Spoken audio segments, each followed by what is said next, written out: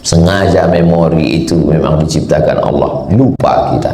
Makanya kita disebut dengan manusia. Manusia itu diambil dari kata nasia. Nasia artinya lupa. Lupa dulu lahir macam mana, lupa dulu merangkak jatuh, lupa.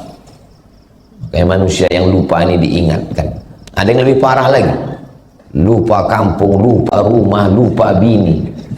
Itu namanya amnesia.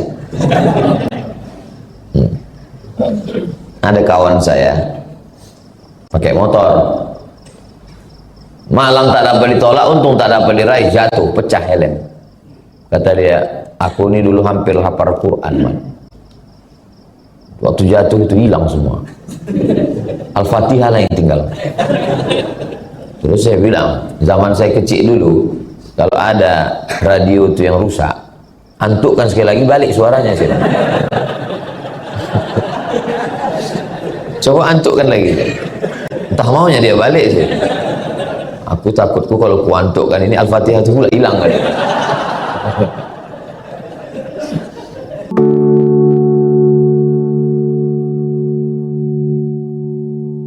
Bismillahirrahmanirrahim. Assalamualaikum warahmatullahi wabarakatuh. Alhamdulillah, Allahumma salli ala Sayyidina Muhammad wa ala ali Sayyidina Muhammad. Yang sama kita hormati pimpinan, pegawai, karyawan tambang emas Martabe, mudah-mudahan selalu istiqomah iman dan Islam. Amin. Diberikan kebaikan dan kebahagiaan dunia dan akhirat. Amin ya rabbal alamin. Malam tadi kami sampai gelap, jadi saya tidak tahu posisi kita ini di mana ini. Maka yang pertama saya lakukan adalah mapping, pemetaan. Lalu saya buka www.google.com, Google Map. Oh, saya masih berada di Pulau Sumatera, Swarna Dwipa, Pulau Emas. Jadi memang asli nama tanah ini memang emas isinya semua. Cuman dia di dalam tanah. Kalau yang di atas banyak emas itu Pulau Jawa namanya. Saya masih berada di Pulau Sumatera. Berarti saya kemarin berangkat dari bawah Pekanbaru, naik menelusuri atas sampai ke Ujung Batu, terus ke Pasir Pangarayan, terus ke Dalu, masuk perbatasan Sumatera Utara, masuk ke Sosa, terus lanjut ke Padang Sidempuan. Jadi Sumatera, di atasnya Aceh, di bawahnya Sumatera Utara, di bawahnya Riau. Ini sekarang saya agak ke kiri sedikit. Kalau diteruskan Sibolga.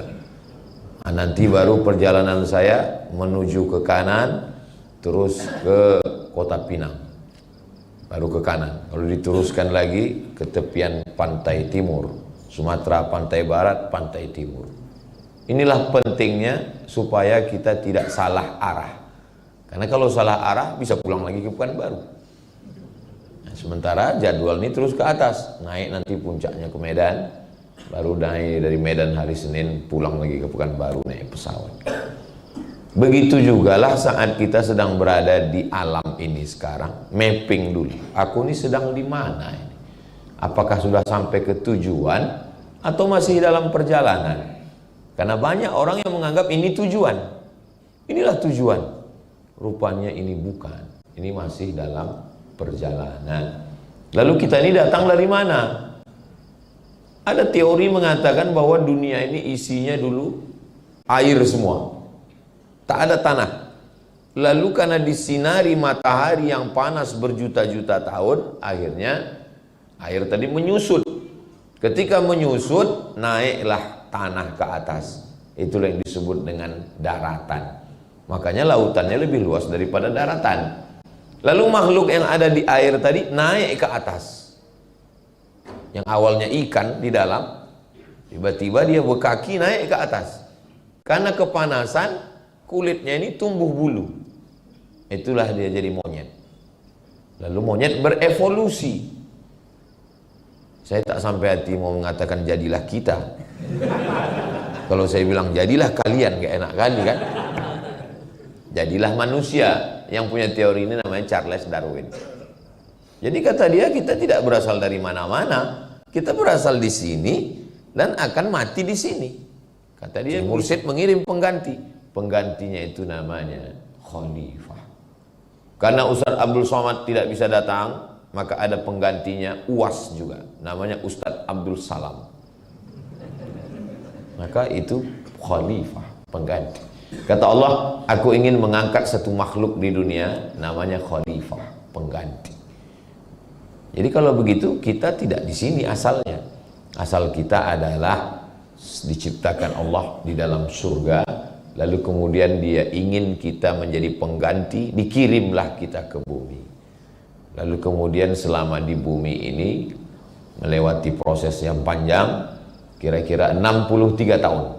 Jadi siapa yang hari ini 62, 11 bulan, 29 hari, memang udah saatnya lah bertaubat nasuha. Asalnya kita dari alam roh, kalau satu roh, kalau dua rohani, kalau tiga arwah, roh saya, roh bapak, roh ibu, roh kita waktu itu berkumpul bersama di dalam surga. Makanya kalau ada di antara bapak ibu menengok saya ini, macam-macam pernah nampak Ustaz. Di mana ya? Berarti itu pernah nampak. Di surga? Enggak, di YouTube. Kalau kita pergi ke satu tempat, nampak kita muka orang.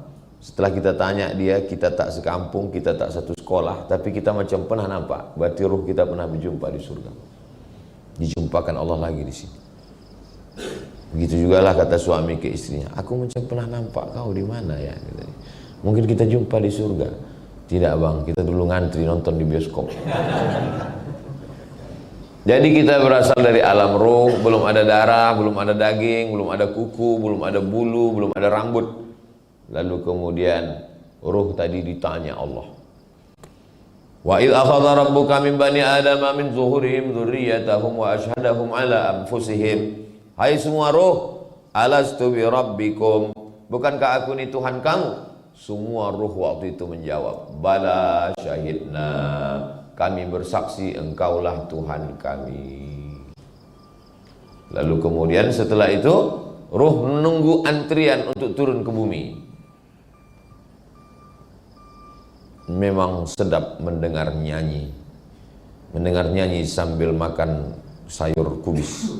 Kalau sudah ada suara bunyi, itu tanda waktu sudah mau habis. Oh, rupa mobil mundur. Sangka tanda waktu sudah habis. Lalu roh tadi ngantri menunggu turun ke bumi, tempatnya menunggu siap. Apa nama tempatnya itu? Inna ahadakum yujma'u khalquhu fi batni ummihi arba'ina yawman nutfah, 40 hari dalam bentuk sperma. Tsumma yakunu 'alaqatan mithla dzalik, 40 hari dalam bentuk darah. Tsumma yakunu mudghatan mithla dzalik, 40 hari dalam bentuk daging. 40 hari air, 40 hari darah, 40 hari daging. Tsumma yursalul malaku, dikirimlah malaikat membawa ruh dari surga masuk ke rahim. Kebetulan malaikat yang membawa ruh tadi masuk ke rahim orang Jawa Barat. Kumaha atuh damang. Masuk ke rahim orang Aceh. Puhaba. Masuk ke rahim orang Makassar. Agak kareba. Masuk ke rahim orang Jawa. Pripun kabari panjenenganipun? Masuk ke rahim orang Batak. Biadu alak kita sesudahnya. Maka tak boleh kita mengejek orang karena sukunya, karena tidak pernah malaikat membawa multiple choice. Kau mau jadi apa? Mau jadi Jawa, mau jadi Bugis, mau jadi Batak, mau jadi Bule? Tidak pernah. Bahwa saya menjadi orang Sumatera, ini bukan kemauan saya. Seandainya dulu ada boleh pilih, tentu saya mau jadi bule. Rambut pirang macam rambut jagung, mata biru hidung mancung. Kadang terasa kali waktu sedang tawaf itu kan, kecil lah kita. Tengok sebelah kiri orang Arab besar gagah hitam jambang. Tengok sebelah kanan, memang dia hitam Afrika tapi tinggi. Nggak usahlah ceritakan tentang kita. Tapi ini bukan pilihan.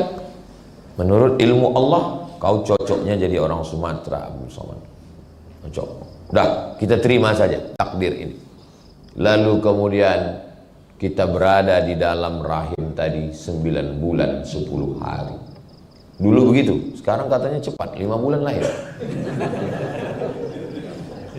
Nikah Januari, Mei lahir. Baru lagi rasanya acara akad di sini, Pak. Ini kau udah acara akikah? Ini edisi minimalis, Pak Ustaz. Cepat kali zaman di sekarang ya. Memang udah tanda-tanda hari kiamat lah ini. Iya, kata dia. Akhirnya lahirlah ke atas dunia, telentang, berguling, telungkup, tengkurap, merangkak, tertatih, berjalan, berlari. Kita tak pernah ingat itu. Saya paling ingat mundur ke belakang waktu atuk saya meninggal, saya tengok emak saya menangis di jalan. Saya tanya, tahun berapa atuk ini meninggal? 1982. Saya lahir 1977. Berarti umur 5 tahun ingatan paling bisa mundur ke belakang. Kalau ada di antara kita ini yang ingat pas dia telungkup, hebat kali itu dah. Sengaja memori itu memang diciptakan Allah. Lupa kita. Makanya kita disebut dengan manusia. Manusia itu diambil dari kata nasia. Nasia artinya lupa. Lupa dulu lahir macam mana, lupa dulu merangkak jatuh, lupa. Kayak manusia yang lupa ini diingatkan. Ada yang lebih parah lagi. Lupa kampung, lupa rumah, lupa bini. Itu namanya amnesia. Ada kawan saya pakai motor. Malang tak dapat ditolak, untung tak dapat diraih, jatuh, pecah helm. Kata dia, aku ini dulu hampir hafal Quran, man. Waktu jatuh itu hilang semua. Al-Fatihah lah yang tinggal. Terus saya bilang, zaman saya kecil dulu, kalau ada radio itu yang rusak, antukkan sekali lagi balik suaranya sih. Coba antukkan lagi. Entah maunya dia balik sih. Aku takutku kalau ku antukkan ini Al-Fatihah itu pula hilang kali. Masih ada orangnya, kawan saya. Ini kalau di-upload ini ditonton, kiki. Gua banget kata dia. Rupanya ditakdirkan Allah akhirnya kita pun sekolah TK, SD, SMP, SMA, S1, S2, S3, S Teler, S Cendol, S Doger, S Bandung.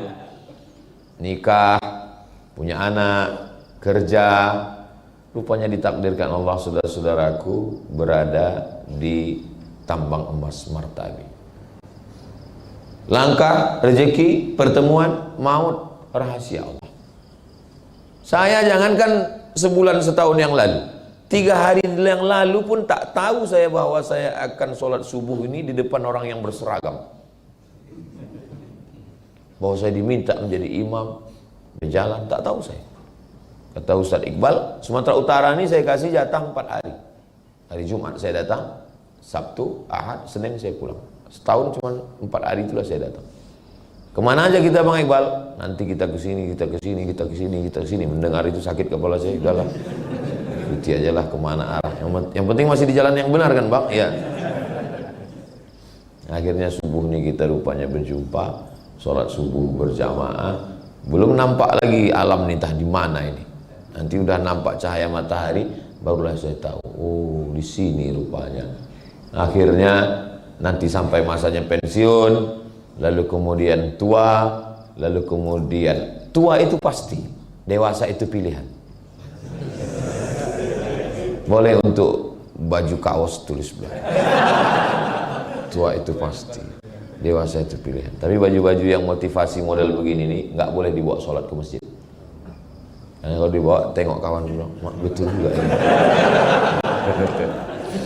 Jadi saya tengok ada hadis ditampilkan, kalimatani, 2 kalimat, khafifatani 'alal lisan, ringan di lidah, thaqilatani fil mizan, berat pada mizan timbangan amal, habibatani ilar rahman, dicintai Allah. Subhanallah bihamdihi subhanallahil azim. Boleh buat baju ringan di lisan, berat di timbangan. Orang suka pada kalimat-kalimat yang indah model begitu. Hidup boleh berhenti, amal jariah mengalir walau sesudah mati. Masya Allah. Kemarin saya tengok ada tulisan, Anda sedang diamati CCTV. Cuman kalau sekedar kalimat begitu kita kan lupa. Yang buat kita tetap ingat itu ada tulisan di bawahnya, Anda sedang diamati CCTV, sebagaimana mantan mengamati ingin kembali. Saudaraku yang dimuliakan Allah Subhanahu wa Ta'ala, lalu kemudian sampai akhirnya kita pun lewat pada stasiun kehidupan ini, ternyata dia bukan tujuan. Jadi yang selama ini pontang panting, tunggang langgang, lintang pukang, kepala jadi kaki, kaki jadi kepala, berharap inilah hidup yang sebenarnya. Rupanya saat malaikat maut mencabut nyawa, ini hanyalah fata morgana. Sekarang ini kalau ada orang nantang, mana malaikat itu? Mana malaikat maut itu? Mana mungkar nakir itu? Mana alam kubur itu? Mana surga itu? Mana neraka itu? Enggak nyata. Yang nyata sekarang, anak, bini, rumah, motor, mobil, duit, itu yang nyata. Tapi begitu ruh keluar dari jasad, yang nyata sekarang menjadi tak nyata, yang tak nyata menjadi nyata. Makanya kalau ada orang nantang-nantang, mana surga itu? Mana neraka? Mau kau nyata? Biar ku nyatakan sama kau. Begitu ruh keluar dari jasad, yang nyata ini menjadi tak nyata. Apa yang paling nyata sekarang? Istri. Istri yang paling nyata. Tapi begitu kita mati, dia menjadi tak nyata. Yang kata dia, sehidup semati bang, langsung aku hidup kau mati. Yang kata dia, ini harta kita bersama bang. Begitu kita mati, harta itu berubah menjadi gono gini, kau begono, aku begini. Mati-matian kita mencari duit, mencari arsitek, tukang gambar, kita menatanya, jadilah rumah itu megah, mewah, cantik. Mati kita jam 8 malam. Jam 8 malam kita mati, jasad kita tak lagi tinggal di kamar, dipindahkan ke ruang tamu. Carilah di Indonesia, di dunia ini, yang mati jam 8, istrinya masih mau tidur sama dia. Nggak ada itu. Dipindahkan kita ke ruang tamu, menangis dia sebentar, habis itu masuk dia ke kamar. Habis itu apa yang terjadi? Ada ibu-ibu rupanya di luar. Saya sangka ini pembicaraan antar kami sesama lelaki aja. Aduh, nggak enak, udah melukai hati kalian. Pada akhirnya kita semua akan meninggalkan ini. Walal akhiratu khairul laka minal ula. Yang akhirat itulah lebih utama daripada yang di sini. Wal akhiratu khairu wa abqa. Yang di sana itu lebih baik dan lebih kekal abadi. An-nasu niyam. Manusia ini tidur. Sekarang ini kita sedang tertidur ini, sedang mimpi indah. Ada yang mimpi jadi orang kaya, ada yang mimpi menang pilkada, ada yang mimpi jadi pengusaha. Orang kalau sudah mimpi, makin lelap tidurnya, makin sedap, maka mengigaunya pun makin. Maka kalau tidurnya biasa aja, nggak mengigau, itu tanda banyak beban itu. Tapi kalau sampai mengigau-ngigau, itu tandanya tidurnya sangat pulas dan lelap. Makanya kalau ada kawan sedikit-sedikit cerita, rumahku, mobilku, bilang kau nampaknya lelap kali tidur. Terlalu dalam. Sampai pada akhirnya ketika nyawa itu disentapkan, ditarik dari jasad, macam mata kail pancing ditarik dari kulit yang basah, macam tebasan pedang 100 kali di tempat sama diulang-ulang, macam kambing yang dikuliti hidup-hidup. Di saat itu barulah terbangun, terjaga. Rupanya hidup ini hanyalah mimpi. Dan setelah itu kita pun akan menjalani kehidupan yang sesungguhnya. Dan itulah yang disebut dengan lahiyal hayawan. kehidupan yang hakiki yang lebih lama daripada di sini. Imam Syafi'i lahir 150, meninggal 204. Lahir 150 di Gaza, Palestina. Semoga Allah menolong saudara kita dari Palestina. Meninggal 204 di Mesir, makamnya di Mesir. Berarti hidup di atas di dunia ini cuma 54 tahun. Saya sekarang 47. Kalau 54, 7 tahun lagi aku mati. Emak, ngeri-ngeri sedap juga ya. Cuman 54 tahun umur Imam Syafi'i. Meninggal tahun 204. Sekarang tahun 1446. Berarti dia sudah di alam barzah, alam kubur 1200 tahun lebih. Lebih lama di atas tanah atau dalam tanah? Lebih lama dalam tanah. Tapi yang dipersiapkan orang apa sekarang kok ditanya? Apa yang kau persiapkan? Alhamdulillah Pak Ustadz, untuk pensiun ini saya sudah siap. Tabungan saya ada di bank Pak Ustadz, dalam bentuk duit. Nah, karena kebetulan saya kerja di perusahaan emas, adalah beberapa kilo Pak Ustadz.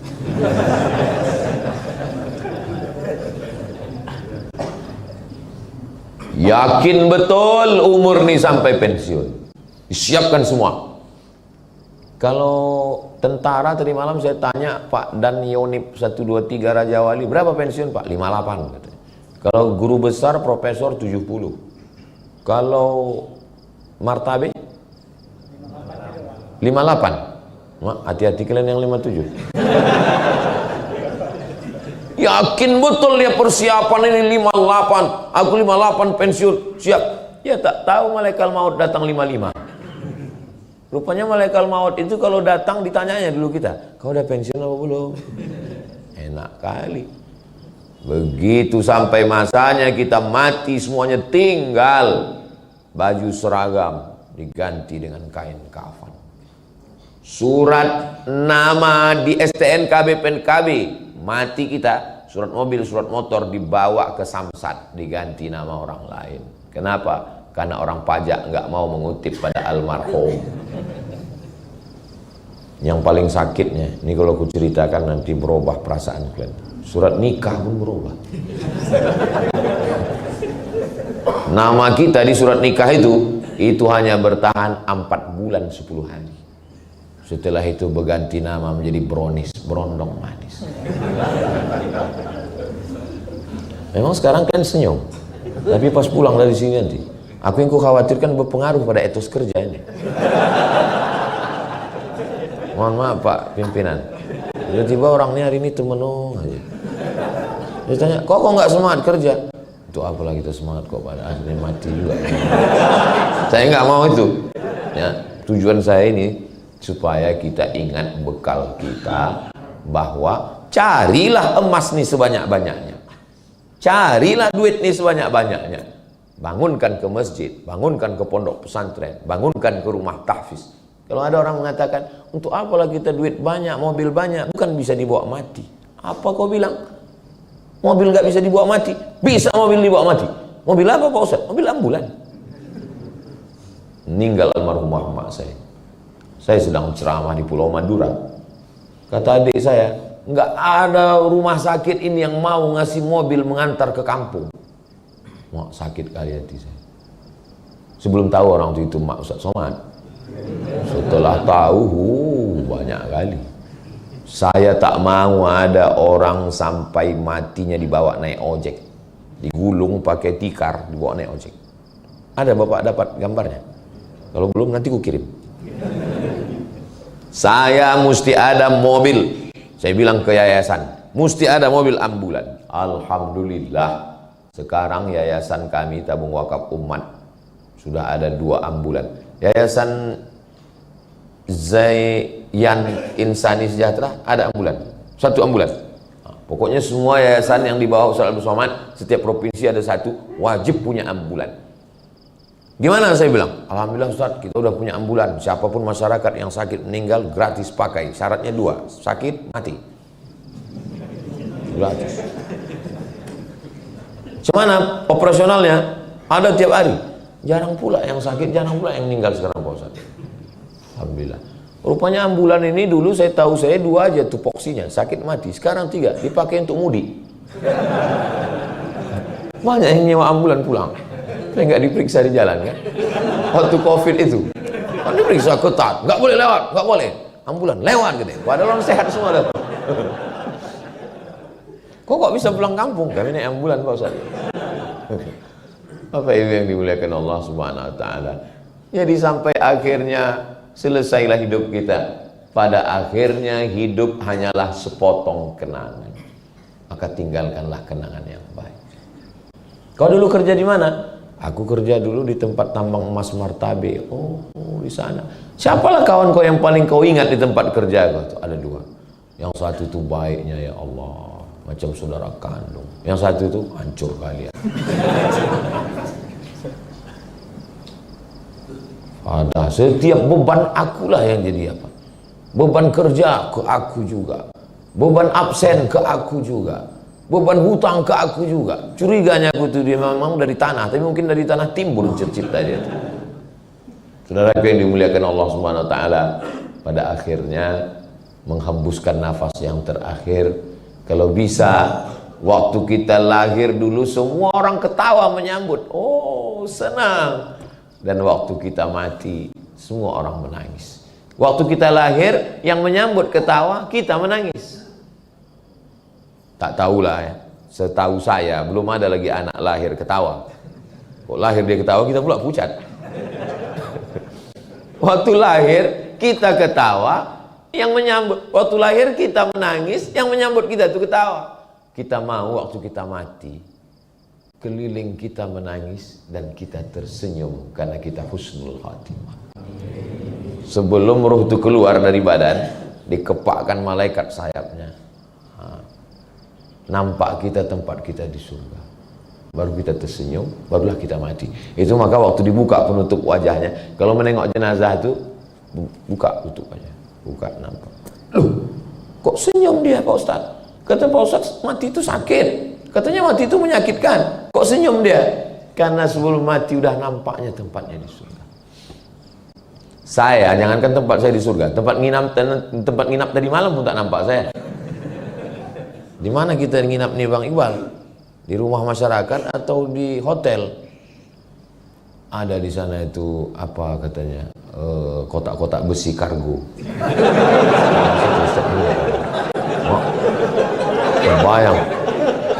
Terbayang aku apa? Orang Meksiko ke Amerika yang terkunci di film-film barat itu kan? Tidur di kargo aku malam itu. Rupanya pas masuk ke dalam fasilitas hotel bintang 5, luar biasa nyaman kali.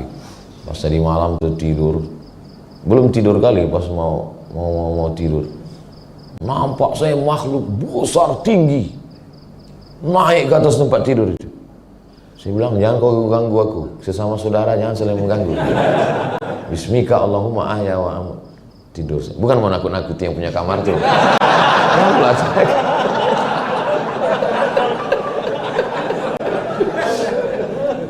Saudaraku yang dimuliakan Allah Subhanahu wa taala.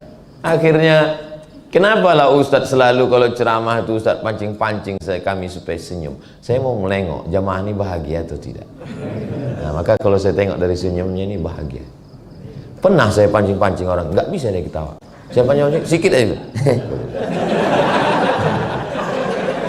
Itu berat kali beban orang. Karena kalau saya tanya pasti semua ngaku bahagia kan? Apakah jamaah yang ada di Martabe bahagia? Bahagia. Saya nggak mau nanya orang kayak gitu. Saya pancing, tapi dia tengok senyumnya. Kok aku tengok ini nggak ada beban ini orang.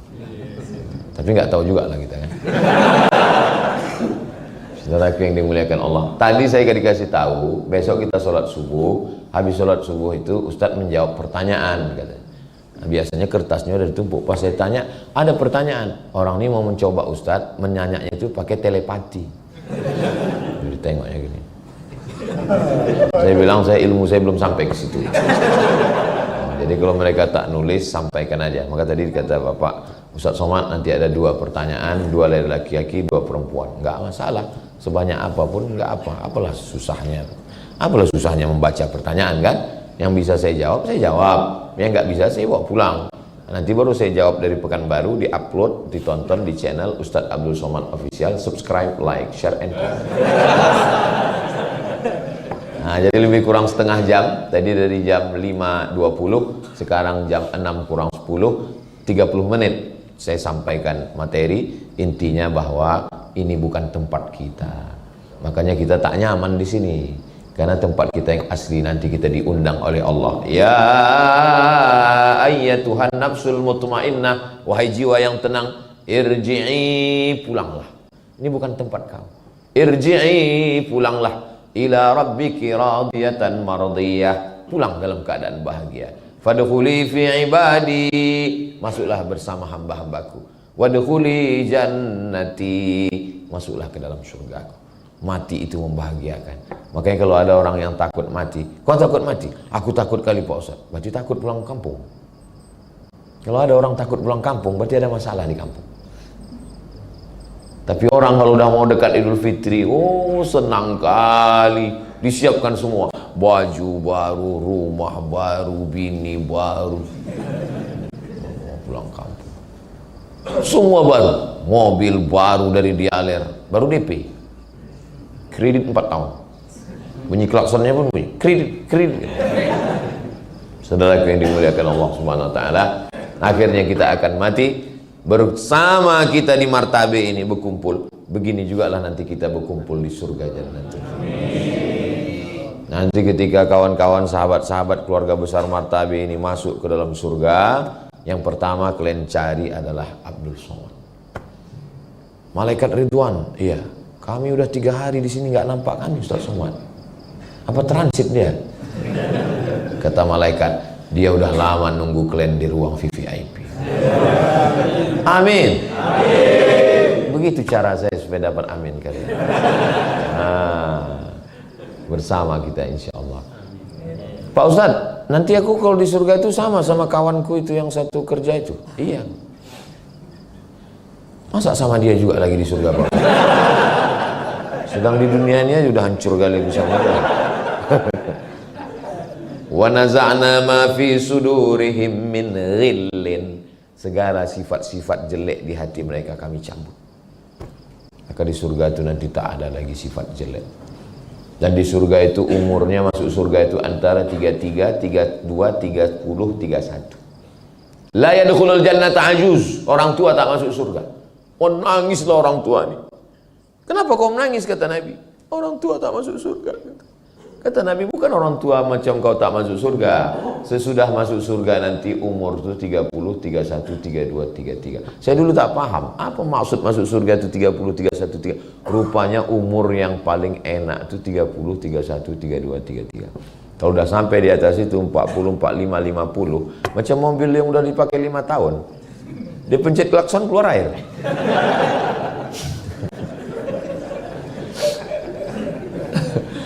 Jangan tersinggung. Kunci dengar cakap saya ini satu, jangan tersinggung. Ada beberapa jamaah tersinggung, pulang meninggal.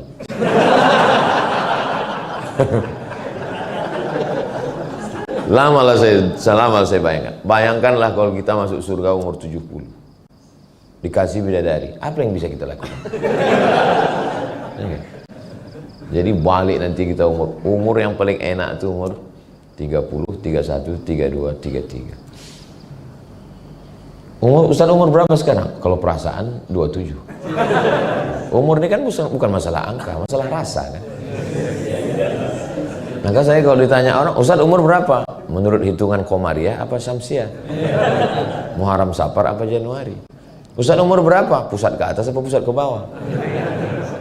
Saudaraku yang dimuliakan Allah SWT, mudah-mudahan kita semua istiqomah dan mati husnul khatimah. Masih ada waktu beberapa menit, masih ada 25 menit lagi karena terbit 69. Lewatkan 12 menit berarti 6.21. 6.22 kita sudah bisa sholat sunat isyraq 2 rakaat. Sholat subuh berjamaah, duduk berzikir, ingat Allah, terbit matahari, lewatkan 12 menit, sholat sunat isyraq 2 rakaat, dapat pahala macam haji dan umrah. Hadisnya hadis hasan, tidak ada diragukan dalam Sunan Tirmizi. Maka nanti habis itu kita sholat masing-masing.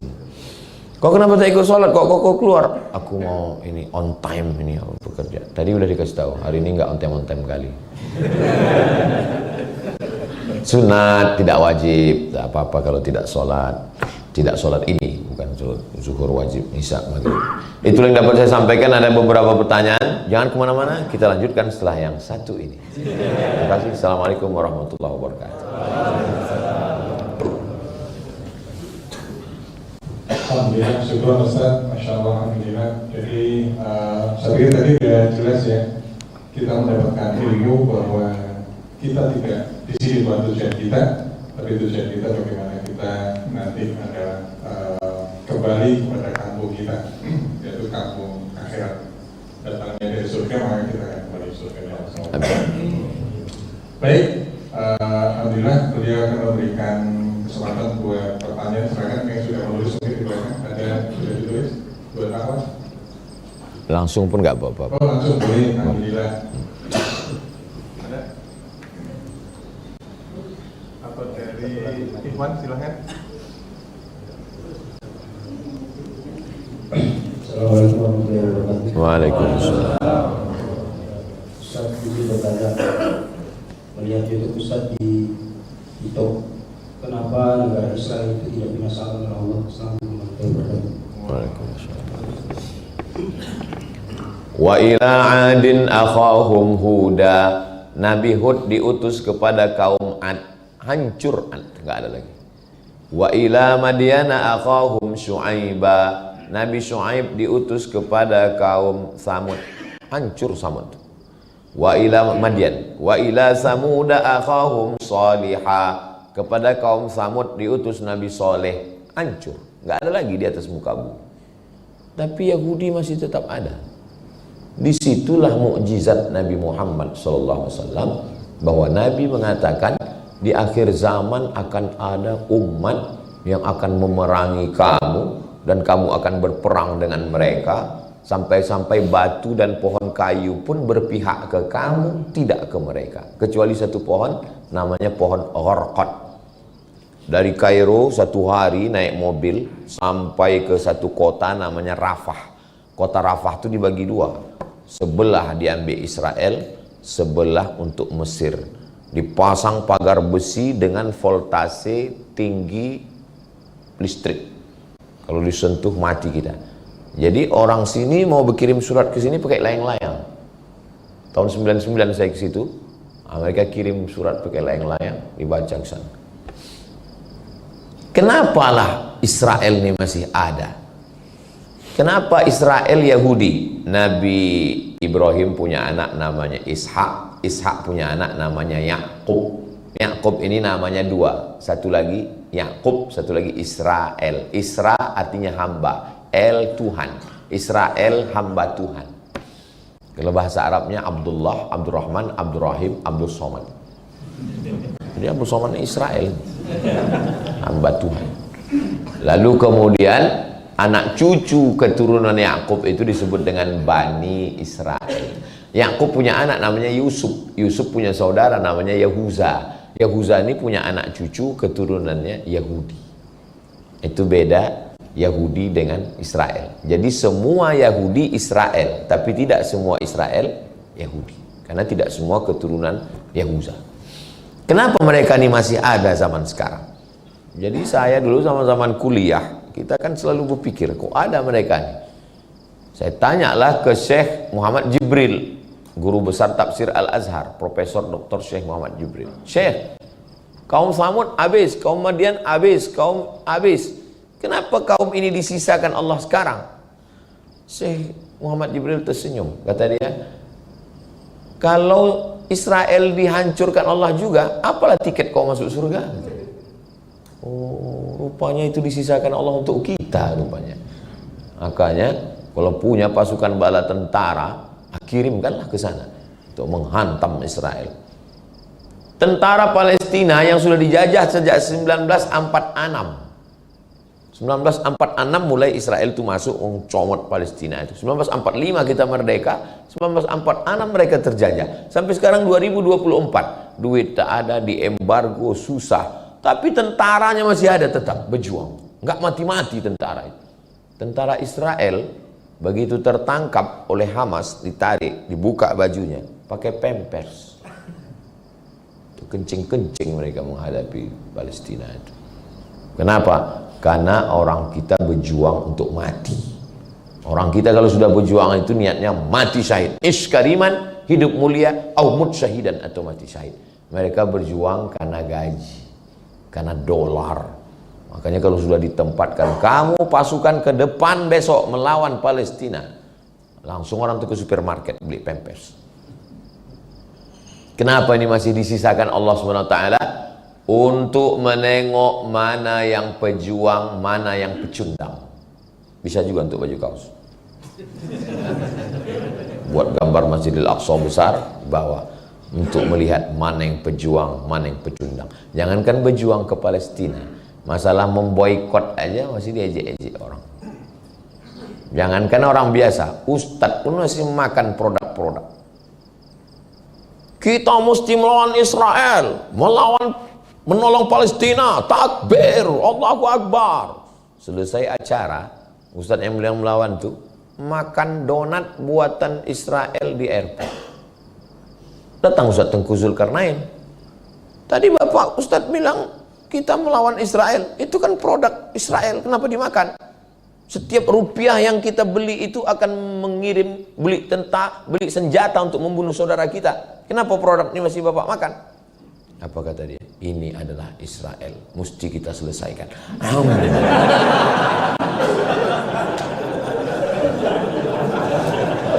Rasa-rasa terbayang saya muka Ustadz Tengku Zulkarnain menceritakan. Jangankan masalah berperang ke sana, masalah memboikot pun berkelahi pula sesama kita.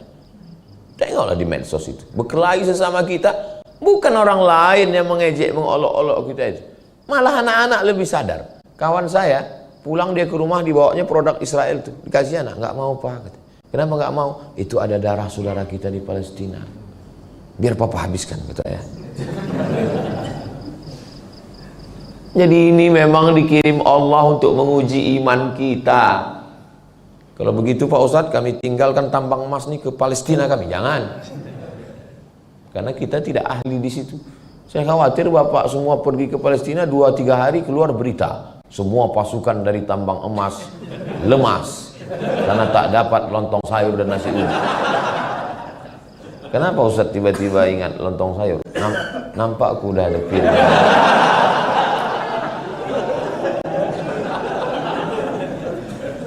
Kalau Tuhan main gasing, jangan dibawa ke kota Makkah. Kalau sudah nampak aku piring, hilang pula materi ceramah. Itu maka aku pancing dengan pertanyaan. Ini bahan udah hilang semua. Saudara yang dimuliakan Allah, am hasibtum an tadkhulul jannah, kalian sangka kalian masuk surga? Walamma ya'lamillahu alladhina jahadu, Allah mau menengok siapa yang berjihad. Wa ya'lamas sabirin, siapa yang sabar dalam perjuangan. Lalu untuk apa dibuat Allah? Waliyumahhisallahu alladhina amanu, untuk menyaring, memfilter. Waliyumahhisallahu alladhina amanu, mana yang beriman. Wa yamhaqal kafirin, mana yang kafir. Ini kita ini sekarang di tempat ujian. Aku nggak tahan Pak Ustadz, hidup ini banyak kali ujiannya. Yang namanya banyak ujian itu hidup. Kalau banyak cucian, laundry. Ini tempat ujian. Maka siapa yang mengeluh, banyak kali ujian. Sama macam orang masuk ruang SNMPTN, seleksi nasional masuk perguruan tinggi negeri. Lalu ngeluh dia, banyak kali pertanyaannya. Ya ini kan tempat ujian, kau salah masuk sini. Kalau kau nggak mau ujian, keluar kau dari sini. Masuk ke mana? Masuk ke liang kubur. Di liang kubur pun masih ada audiens. Audiensi, marrabbuka. Siapa Tuhan? Ar-rahah fil jannah. Nanti Ustaz dari sini kemana? Habis dari sini kami nanti ke Batang Toru, Paluta. Habis dari Paluta kemana?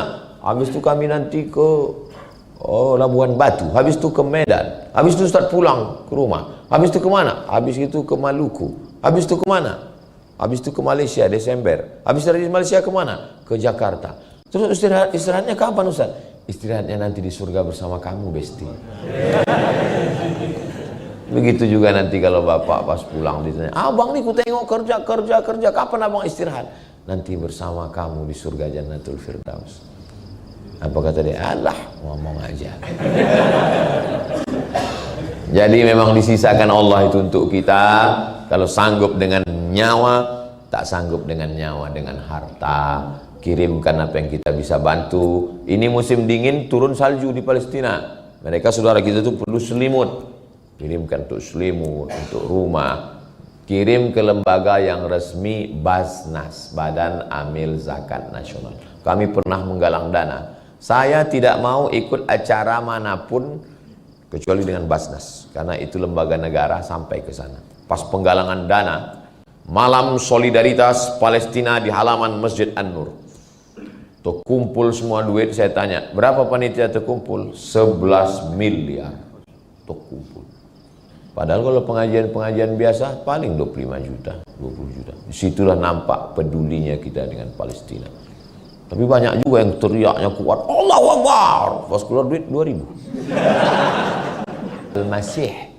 Mereka menunggu Al-Masih. Kenapa disebut Al-Masih? Karena kalau disentuhnya orang lumpuh, berdiri. Disentuhnya orang mati, tegak. Masih artinya menyentuh. Masahayam sahu, masih menyentuh. Sentuhnya orang lumpuh, sehat. Disentuhnya orang berdiri. Al-Masih. Mereka sedang menunggu Al-Masih itu.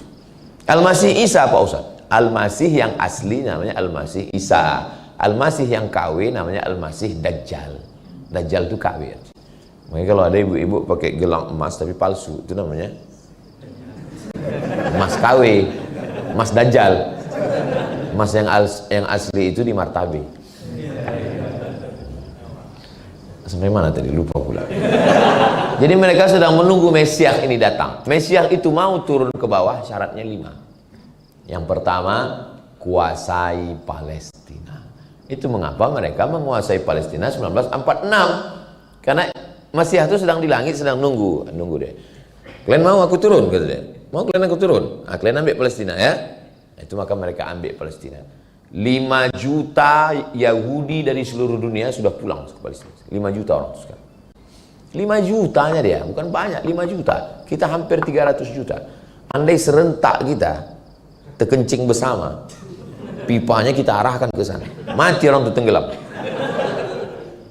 Apalagi kencing dari kita ini dahsyat. Jengkol sama petai. Baru kena anginnya aja pingsan. Pertama, kuasai Palestina, syarat kalau mau turun. Yang kedua, buat Palestina itu berdarah bayi, bunuh, itu maka anak-anak bayi. Dulu tentara Israel itu kalau nengok perempuan Palestina hamil jalan, taruhan mereka berdua. Taruhan, itu bayi dalam kandungan itu laki-laki apa perempuan? Yang satu bilang laki-laki, yang satu bilang perempuan. Tangkapnya, cobeknya, pup, keluarkan bayi. Yang bercerita itu guru kami dari Makkah Al-Mukarramah. Begitulah sadisnya tentara Israel. Makanya ada orang Amerika perempuan, apa kata dia? Saya nggak percaya sama Tuhannya orang Islam. Kejam kali Tuhannya. Dibacanya ayat.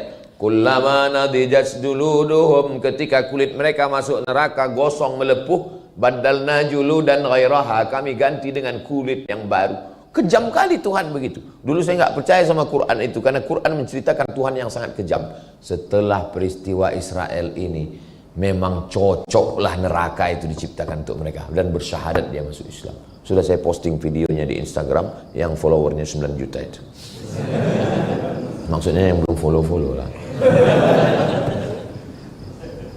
Syarat yang kedua, buat darah diserak supaya dia mau turun. Yang ketiga, apa dia? Seluruh Yahudi yang ada di dunia pindah ke situ. Yang keempat, hancurkan Babel, karena Babel dulu tempat penjaranya Israel. Babel waktu itu nama rajanya Nebukadnezar. Nebukadnezar mau menjarakan, membunuh, dia balas dendam. Babel harus dihancurkan. Babel itu bukan Bangka Belitung, Babel Irak. Makanya setiap naik presiden Amerika, yang pertama dia lakukan membombardir Irak. Saya paling sakit hati saya sama George Bush lah. Kenapa? Karena saya mau S2 di Universitas Saddam Hussein tahun 2002. Kami haji jumpa sama kawan-kawan. Kau S2 di mana? Di Irak, di Baghdad. Di mana? Universitas Saddam Hussein. Kenapa kau belajar di sana? Gratis. Cocoklah saya mencari beasiswa. Tiap tahun bisa haji, naik bis dari Baghdad ke Madinah. Cocok. Begitu saya selesai kuliah, mau ke Baghdad, Universitas Saddam, dibom Jotbus, rata universitas itu dengan tanah. Akhirnya saya pergi ke Maroko. Kalau enggak, udah jurusan Saddam saya ini pulang. Yang kelima, mau mereka turun, Mesiahnya itu mau turun, hancurkan Masjidil Aqsa nih. Ini Masjidil Aqsa. Ini sekarang sudah digali mereka terowongan keliling, terowongan. Nanti Masjidil Aqsa itu akan turun jatuh ke bawah. Bam! Baru mereka bangun di atasnya Temple of King Solomon. Tulis di Google. Temple of King Solomon. Raja Solomon. Mereka mengotak-atik Nabi Sulaiman seakan-akan punya mereka. Quran datang meluruskan. Nabi Sulaiman bukan raja kalian. Nabi Sulaiman adalah nabi, salah satu nama anak Nabi Daud. Nama ayahnya Daud, namanya anak Sulaiman. Kata mereka Solomon. Ada pula penulis Indonesia mengatakan Nabi Sulaiman itu kerajaannya sampai ke Indonesia, ke Yogyakarta, Sleman.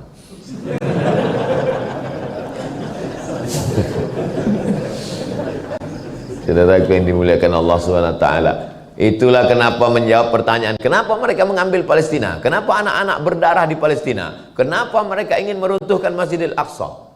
Jawabannya karena mereka sedang menunggu Mesiah. Mereka membangun negara itu berdasarkan mitos. Datanglah orang komunis dari Prancis, namanya George Roger Jaroudi. George Jaroudi masuk Islam, ditulisnya buku Yahudi mendirikan negara berdasarkan mitos. Ditangkap, dia dimasukkan ke dalam penjara karena dianggap Yahudi itu gila. Ada satu jenderal Yahudi itu namanya Mosa Dayan. Coba tulis di YouTube, Google Mosa Dayan. Jenderal Mosa Dayan, matanya buta sebelah. Mosa Dayan. Ketika berdiri negara Israel, lalu panglima perangnya namanya Mosa Dayan, mereka kirim pakar mumi. Mumi yang ada filmnya itu, Mumi Return. Mumi. Jangan anak manggil bini mumi. Mumi, mumi. Mumi itu artinya mayat Fir'aun. Dikirimlah pakar mumi ke Mesir menjumpai presiden siapa namanya Bang Iqbal? Setelah Gamal Abdul Nasir, Anwar Sadat. Anwar Sadat, ini mumi Fir'aun ini terjadi kerusakan pada kulitnya, nanti membusuk, harus diobati. Dibawalah mumi ini dari Mesir ke Prancis. Sampai di Prancis, masukkan ke ruangan. Rupanya akal-akalan Yahudi itu aja. Sampai di situ dibuka orang tuh, ditinju si Mosa Dayan tuh Yahudi. Kau yang udah mengusir nenek moyangku dulu katanya. Ada bukunya di rumah. Kan gila itu. 3000 tahun yang lalu dendamnya nggak hilang-hilang sampai sekarang. Kalau kita orang di Nusantara ini dendam paling 7 turunan. Aku dendam kan 7 turunan. 7 turunan nggak sampai 3000 tahun. 50, 50, 50, 50, 50, 50, 50, 350 nya. Yahudi sampai 3000 tahun. Saya sekedar penasaran aja. Enggaklah pula saya mau meninju Fir'aun. Sampai saya ke Mesir, pergi ke samping Sungai Nil, ada di situ namanya Tahrir Square. Di situ ada museum. Naik. Where is Fir'aun? Di mana Fir'aun? Rupanya Fir'aun itu walaupun sudah mati, tempatnya di paling atas. Naiklah kami ke atas tangga. Sampai ke atas, pas mau masuk ke kamar Fir'aun itu bergetar jantung kita. Tiketnya mahal.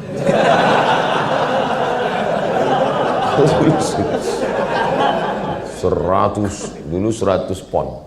Beasiswa kita 162. Lebih dari 50% beasiswa. Setengah bulan awak puasa sunat. Masuk ke dalam menengok. Dia di dalam kotak kaca. Dalam kotak kaca tak berbaju, pakai anduk aja. Makanya siapa yang suka pakai anduk keluar, Saya tengok dekat-dekat gini, ini kaca saya tengok, saya perhatikan hidungnya. Oh, rambutnya macam rambut jagung merah. Hidungnya mancung, mulutnya begini. Oh, saya tengok matanya, takut pula saya dikedipnya gitu. Kaulah rupanya Fir'aun. Diabadikan Allah. Apa kata Allah? Al-yawma nunajjika bibadanika. Hari ini kami selamatkan jasadmu, tak hancur. Untuk apa? Litakuna liman khalfaka ayah, supaya menjadi tanda-tanda bagi orang setelahmu bahwa pejabat penguasa akan mati. Makanya perlu juga setelah pelantikan seluruh bupati, wali kota, gubernur se-Indonesia dibawa jalan-jalan ke Mesir untuk berkunjung ke Firaun. Itulah akhirnya. Saya kalau ada yang mau buat nanti mau saya jadi guide-nya. Jadi pas di depan Fir'aun itu ceramah kita, wahai bupati, gubernur, wali kota, inilah akhir kalian nanti gitu kan. Bagus kalau ada yang membuat program itu. Saudaraku yang dimuliakan Allah Subhanahu wa taala, berakhir bukan main gagahnya dia mengejar Nabi Musa, dikejarnya Nabi Musa, lalu sampai ke Laut Merah itu dipukulkan Nabi Musa, tongkat itu terbelah Laut Merah, Nabi Musa pun lewat. Begitu sampai ke ujung, datang Fir'aun mengejar di tengah, berbalik laut itu, pus, tenggelam, habis. Matinya sangat menyakitkan Fir'aun itu. Matinya macam mana? Tersedak air garam tengah laut. Kalau mau tahu rasanya mati Fir'aun, nanti balik dari sini ambil garam, masuk, habis itu sedap. Begitulah sakitnya Fir'aun. Kan mumi itu banyak, mumi. Kenapa pakar ahli yakin bahwa mumi itulah yang Ramses II yang mengejar Fir'aun itu? Kenapa? Setelah digali, dibuka paru-parunya, ada garam di dalam. Paru-paru kita ini nggak akan bisa mungkin masuk air, karena setiap masuk, makanya waktu sedang minum nggak boleh ngomong. Itulah aku bilang masuk kan? Batuk. Kenapa batuk? Karena begitu air masuk ke dalam, kita langsung otomatis menolak. Paru-paru hanya masuk udara. Ada dua saluran, saluran air, saluran udara. Maka saluran udara ini kalau diisi air, dia akan keluar dengan sendiri. Tapi di dalam paru-paru Fir'aun garam. Kenapa? Masuk air garam itu ke tempat napas, itulah mati yang paling menyakitkan. Waktu tenggelam dia apa kata dia? Amantu bi Rabbi Musa wa Harun. Aku percaya Firaun, Haman dan tentaranya. 3. Firaun, Haman. Haman adalah orang cerdas, penasehat yang selalu menasehati Firaun untuk jahat. 3. Haman, Firaun, wa Haman, wa junudahuma, dan pasukan bala tentaranya. 3 nih kena. Nah, hari berganti, musim berubah, pertarungan masih tetap berlanjut. Sampai kapan? Sampai akhir dunia. Dan mudah-mudahan kita, anak cucu kita istiqomah semuanya, insya Allah. Hebat juga pertanyaan ini. Memang orang martabe ini cerdas-cerdas ya. Pertanyaan itu berkualitas. Habis setengah jam untuk satu pertanyaan.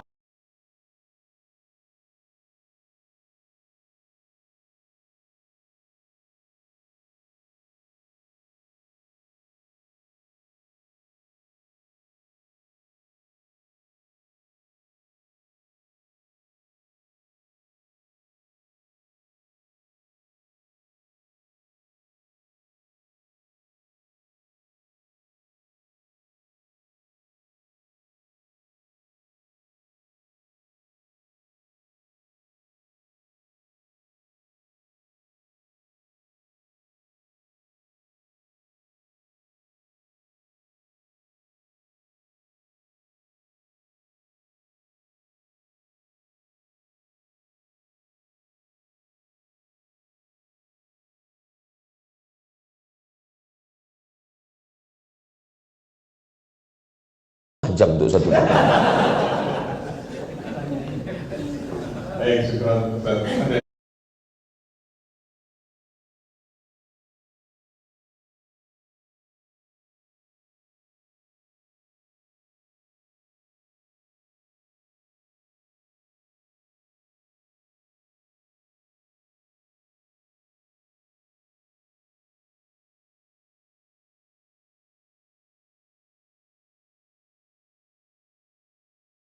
Dari Ahmad dulu, Boleh?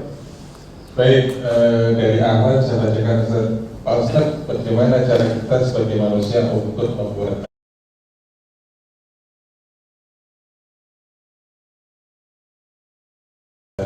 kita tenang ketika berhadapan dengan lingkungan yang membuat kita tidak nyaman. Dikarenakan ada orang yang iri, tetapi dia juga harus orang lain untuk tidak menyukai kita. Bagaimana tanggapannya Pak Ustaz? Letaknya tenang itu di mana? Bukan di mata, bukan di tangan, bukan di kaki, bukan di mulut. Letaknya tenang itu adalah di hati. Berdegup, berdetak, dua jari bawah sebelah kiri. Kalau masih berdegup, alhamdulillah. Kalau tak berdegup, kasih tahu pimpinan, kain kapan udah siap. Disitulah letak ketenangan itu. Lalu siapa yang menurunkan ketenangan itu? Apa yang dicari orang-orang kaya, pejabat-pejabat, artis-artis di kota metropolitan, kota besar? Makin besar kota, makin hebat. Apa yang dicari? Yang dicari ketenangan. Masuk ke diskotik, masuk ke nightclub, dugem. Orang dugem itu yang mau dicarinya ketenangan. Dugem itu artinya duduk sambil gemetar. Macam tahu aja Ustaz nih. Dengar lagu dangdut, enggak juga tenang. Masuk K-pop, enggak juga tenang. R&B, enggak juga tenang. Happy metal, enggak juga tenang. Makan pil anjing gila, baru enggak tenang. Makan kecubung, mati. Yang dicari itu ketenangan. Padahal ketenangan itu kuncinya kata Allah, ala bidzikrillahi tatmainnul qulub. Dengan banyak berzikir hati menjadi tenang. Yang jahat itu kolesterol, bukan. Yang jahat itu asam lambung, bukan.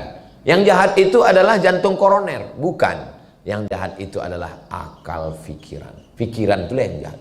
Nanti kalau kau pensiun kau makan apa, anak kau makan apa, bini kau makan apa, kau nggak bisa jalan lagi, kau bisa ansuran kau banyak, semuanya kredit, mobil kredit, rumah kredit, bini kau pun hampir kredit. Yang jahat itu pikiran. Makanya apa yang membuat pikiran?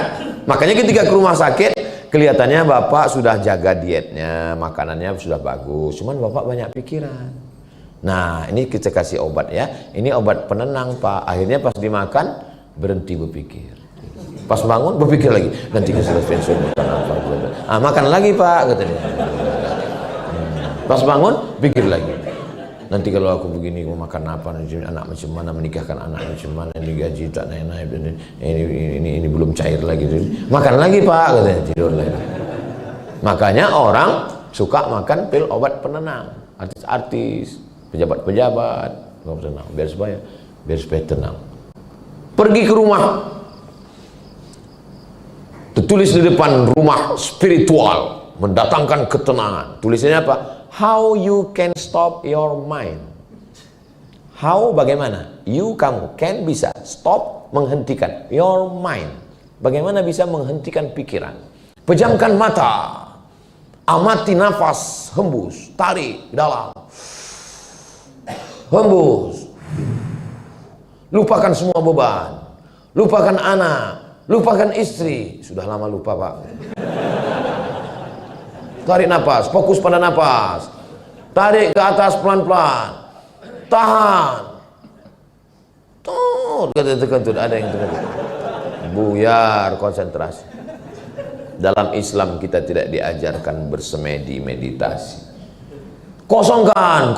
Coba pas sedang kosong mati kau suul khatimah.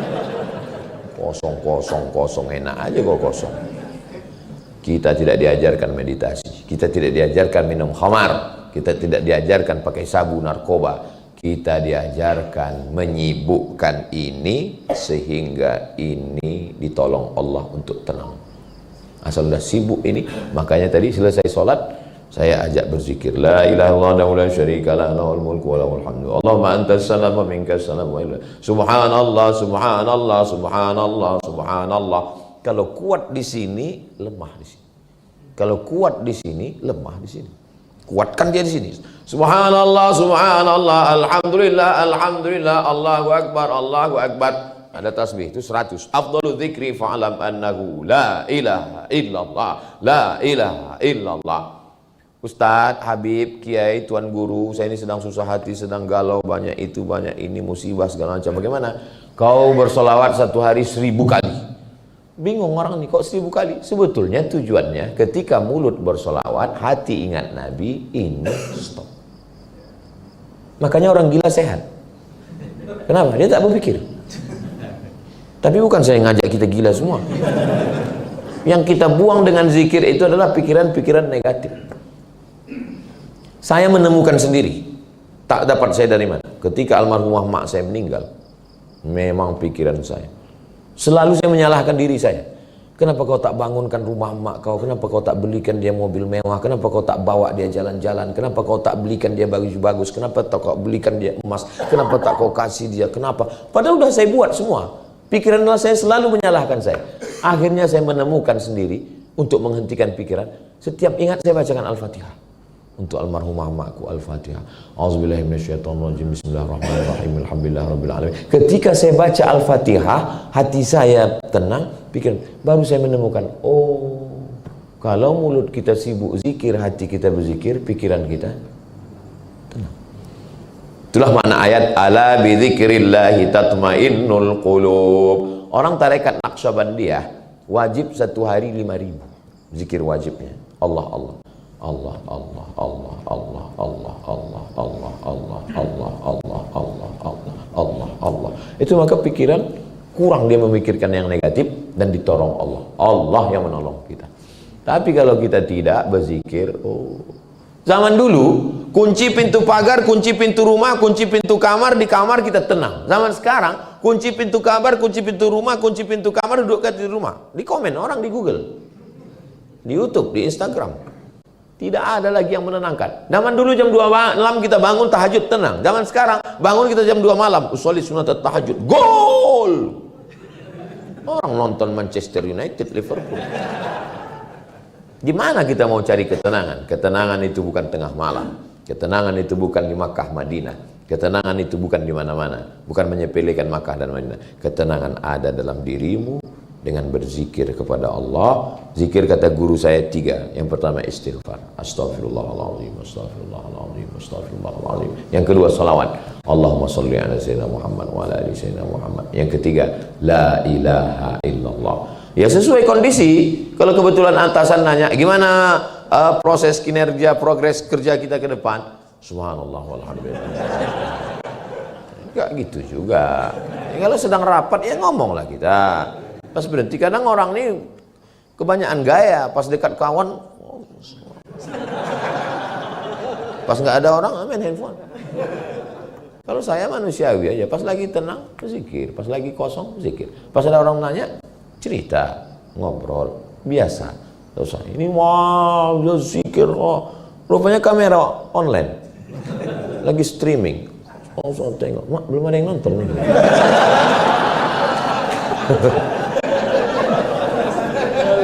Nah, jadi zikir tak usah banyak-banyak, istighfar, salawat, la ilaha illallah. Istighfar, salawat, la ilaha illallah. Wallahu a'lam. Izin Ustaz, satu lagi Ustaz, dari awal. Ustaz, bagaimana peranan muslimah dalam bekerja di Makkah menjadi dakwah dan berkah dan sekalian dapat jodoh?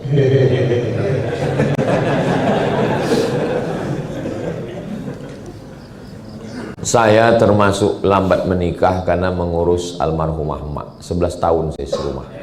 2008 pulang kuliah, 2019 dia meninggal. 11 tahun saya urus. Jadi kalau masalah ngurus sama orang tua, tanyalah sama saya. Jadi kalau sudah ada orang mau, kita mau, tak usah tunda-tunda nikah.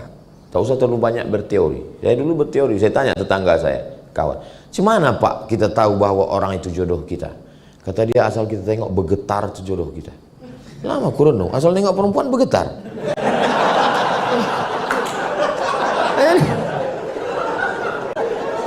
Jadi tak usah cari, asal mau dia, mau kita. Nikah itu kesepakatan, tak usah terlalu banyak-banyak berteori. Cerita yang pahit-pahit dulu. Bang, aku ini kerja di Martabe.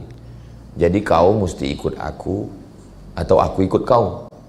Nah, jadi jangan, Pak Ustadz Somad, saya sekarang ini bingung ini. Kata suami saya ikut dia di kota tempat dia kerja, sementara saya bekerja di tempat kota saya. Kau sebelum nikah dulu ada kenalan kan? Iya, ta'aruf Pak Ustadz. Terus apa yang kalian bahas? Mie ayam, lontong sayur. Ceritakan yang urgen, yang penting-penting. Kalau udah sepakat untuk hidup bersama, sudikah kau menemani aku sampai ajalku tiba? Setelah itu kau tunggu aku di pintu surga? Kalau katanya yes I do, udah langsung aja. Kalian yang lajang-lajang, yang laki-laki, jangan kalian datang ke rumah perempuan itu, kalian bawa pimpinan. Jangan kalian yang ngomong petentang-petenteng, aku mau minang anak bapak. Nggak bisa gitu. Orang tua itu dia mau ngomong sama orang tua. Atau kalian cari Ustadz Iqbal Sulki, Pulungan, Ustadz kita bawa. Jangan kalian bawa saya. Kalau saya kalian bawa, saya yang diterima orang tuh. Malah pede kali Ustadznya. Nah, selama di tempat bekerja, aslinya perempuan itu tak boleh bekerja. Perempuan itu di rumah, tapi boleh bekerja dengan syarat dan ketentuan berlaku. Syaratnya apa? Menutup aurat, berhijab. Baju jangan sempit, karena laki-laki ini tak bisa menengok itu rentan. Menengok rusak, mencium rusak. Tapi bukan berarti perempuan disuruh bau bawang, bukan. Ya, parfum secukupnya untuk menghilangkan bau ketiak, bau masam. Jangan sampai dipakai di sana, imam tuh lupa ayat sampai itu. Wala ana abidum ma abadtum, tak dapatnya simpang lakum dinukum waliyad. Yang ketiga, la yakhluwanna rajulun, jangan berdua-duaan satu ruangan. Ruang sempit bekerja, berawal dari curhat, witing trisno, jalaran suko kulino. Cinta tumbuh karena sering bersama. Kerja dari mulai pagi jam 6 pagi sampai jam 6 sore. 12 jam sama laki orang. Sama laki sendiri 2 jam. Lama-lama bingung mana laki orang, mana laki aku. Curhat ke laki orang. Habis itu mulai curhat merasa nyaman. Tukar-tukaran nomor, WhatsApp, makan bersama. No free lunch. Tak ada makan siang yang gratis. Kenapa bisa terjadi macam ini? Udah macam abangku, udah macam kakakku, sudah macam saudaraku, udah macam pakcikku. Berawal dari macam, berakhir dengan macam-macam. Waspadalah. Lalu kemudian jaga komunikasi yang baik dengan suami, dengan istri. Pulang ke rumah, bilang sama dia, aku sudah 12 jam sama orang lain bang, maka handphone ini kumatikan. Quality time. Saya Jumat, Sabtu, Ahad, Senin pulang. Kalau sudah di rumah, saya tutup. Saya jalan sama istri saya. Nanti kalau bapak ibu pergi ke mall, jumpa sama orang pakai topi, kacamata hitam, pakai masker, baju hitam, itu saya itu. Maka sering kadang jumpa di mall, Ustadz Somad ya? Mirip, gue bilang. Dia nggak tahu sedang waktu kita sama keluarga. Kapan lagi saya dengan istri saya, dengan anak-anak saya? Jadi ada, kita tahu dengan, saya bilang sama istri saya, aku ini macam kain pendek. Ditarik ke kaki, terbuka kepala. Ditarik kepala, terbuka kaki. Aku tahu kekuranganku, kelemahanku. Maka 3 hari, 4 hari aku di rumah, tutup, kita jalan, kita makan, kita segala macam. Kenapa? Karena supaya, begitu juga dengan bapak dan ibu yang sudah sibuk ini, kalau pulang, kasihlah. Jangan lagi sudahlah kerja di kantor urusan ini, sampai ke rumah, main handphone juga lagi. Datang istrinya mau ngobrol, di fotonya. Ada orang resek, ganggu aja. Nah, karena kebersamaan. Mungkin ibu duit banyak, perempuan, wanita karir, sekolahnya tinggi, tapi di rumah suamimu tetaplah imam. Kasih tahu sama dia, bang, memang aku ini anak orang kaya, sarjana, duitku banyak. Kau kan memang salah satu asnaf dari 8 fakir miskin.